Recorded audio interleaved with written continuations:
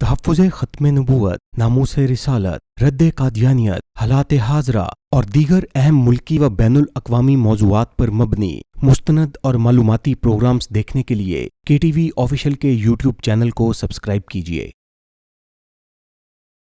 صحابی رسول حضرت عبداللہ بن وہب رضی اللہ تعالیٰ عنہ آن حضرت صلی اللہ علیہ وآلہ وسلم کے وصال کے وقت عمان میں تھے۔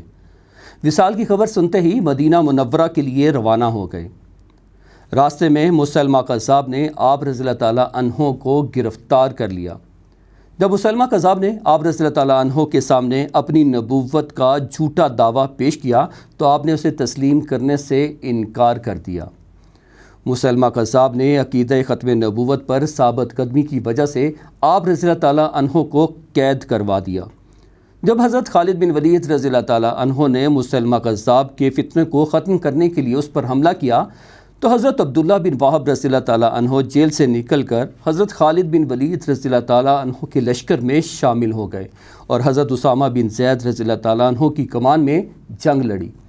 اس لحاظ سے حضرت عبداللہ بن وہب رضی اللہ تعالیٰ عنہ کو سب سے پہلے اسیر ختم نبوت ہونے کی سعادت حاصل ہے۔